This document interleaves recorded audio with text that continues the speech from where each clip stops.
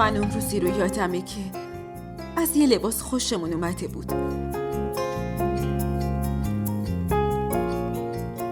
قیمتش اونقدر گرون بود که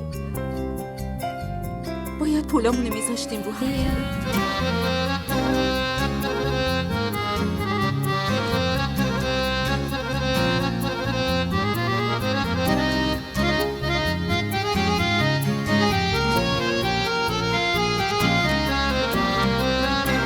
قول میدم شاهمیر با وجود من درست مثل قبل تو رو دوست داشته باشه.